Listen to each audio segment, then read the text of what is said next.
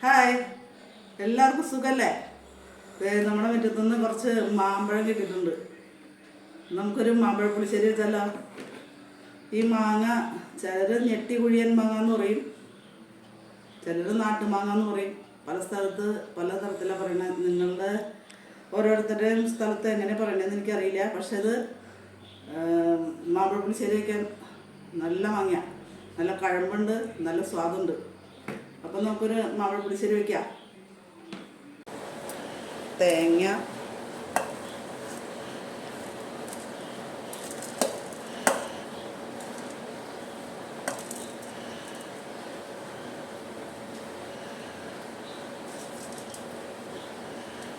കുരുമുളക്, ഒരു 2-3 അല്ലി വെളുത്തുള്ളി,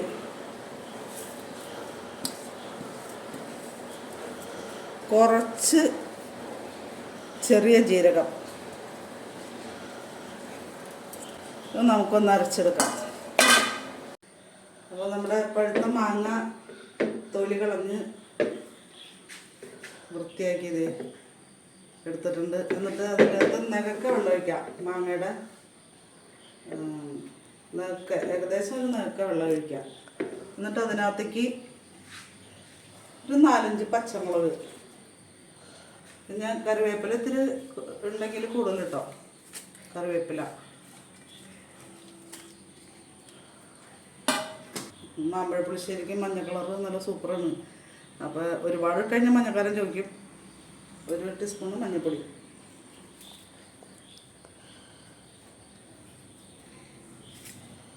പിന്നെ 1 ടീസ്പൂൺ മുളക് പൊടി,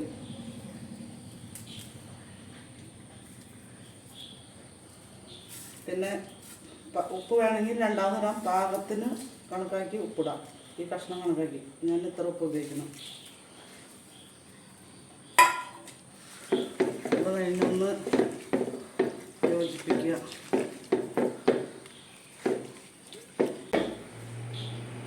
അടുപ്പിൽ വയ്ക്കുക. മാങ്ങ നന്നായിട്ടൊന്ന് വെന്ത് വരണം. പഴം വെന്തോന്ന് നോക്കാം.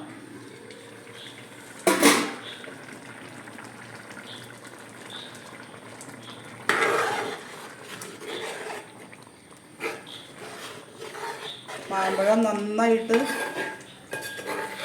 വെന്തിട്ടുണ്ട്. അതിനകത്തേക്ക് നമ്മൾ അരച്ച് വെച്ച അരപ്പ് ചേർക്കാം.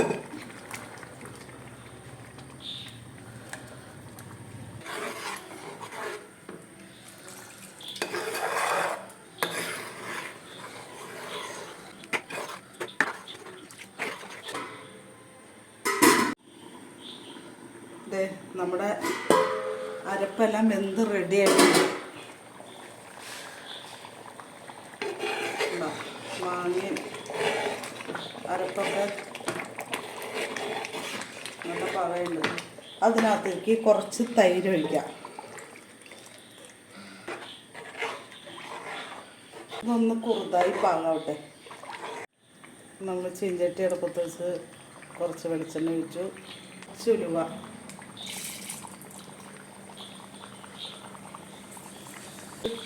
കടുകിടാം. ഒരു 4 വറ്റൽമുളക്, വേപ്പില,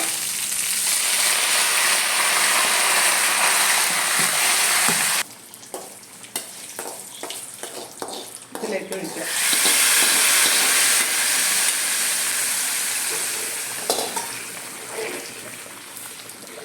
ശരി, റെഡി.